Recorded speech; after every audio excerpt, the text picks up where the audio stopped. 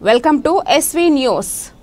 యాదాద్రి భువనగిరి జిల్లా పలిగొండ మండలం ఆర్రూరు అప్పారెడ్డిపల్లి గ్రామంలో శ్రీ ప్రసన్నాంజనేయ స్వామి దేవాలయంలో శ్రీ సీతారామచంద్ర స్వామి కళ్యాణ మహోత్సవం అంగరంగ వైభవంగా బ్రహ్మశ్రీ బేతోజు సత్యనారాయణ శాస్త్రి సిద్ధాంతి గారి ఆధ్వర్యంలో ఘనంగా నిర్వహించారు.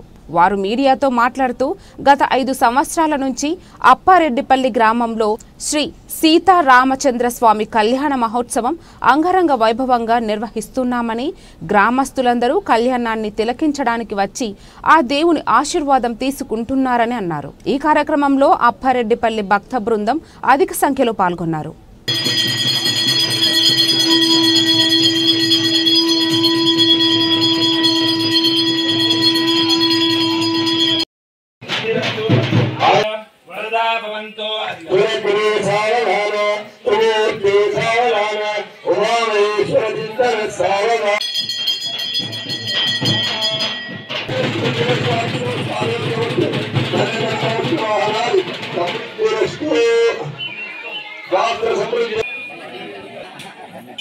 స్వామి దేవస్థానం.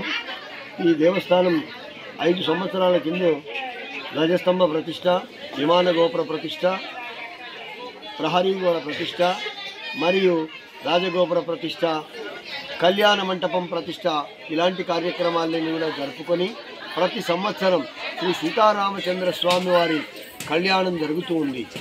ఈ కళ్యాణ మహోత్సవం శాశ్వతంగా జరగడానికి శాశ్వతంగా కళ్యాణ మంటపం, శిలా నిర్మితమైనటువంటి మంటపం వేయడం జరిగింది. ఈ యొక్క కళ్యాణ మంటపాన్ని అత్యంత విలువైనది, ధనతో కూడినటువంటి ఒక కళ్యాణ మంటపాన్ని వారు ఈ యొక్క దేవాలయానికి దాతగా ముందుకు వచ్చి కళ్యాణ మంటపాన్ని నిర్మింపజేశారు. వారు ప్రస్తుతం ఆస్ట్రేలియాలో ఉన్నారు. అయినప్పటికీ వారి కుటుంబం వారంతా వచ్చి ఆ సీతారామచంద్ర స్వామి యొక్క దీవెనలు పొందారు. ఇలా గ్రామంలో ఉన్న వారందరూ కూడా అనుమతి సహిత సీతారామచంద్ర స్వామి వారి యొక్క సేవలో ప్రతి సంవత్సరం మెల్లమెల్లగా ఎంతోమంది నూతనంగా సిద్ధమై ఆ రాముని యొక్క, ఆ ఆంజనేయుని యొక్క సేవ చేస్తున్నారు. ఇది 5వ వార్షిక బ్రహ్మోత్సవము. ఇది 3 రోజుల పాటు జరిగే ఉత్సవంలో ఊరేగింపు మరియు యజ్ఞము, ఆ తరువాత కళ్యాణము, దిష్టి కుంభము, బలిహరణ, అష్టదిక్పాలక పూజా బలిహరణ ఇత్యాది కార్యక్రమాలన్నీ జరిగి ధ్వజారోహణం చేయబడుతూ ఉంది.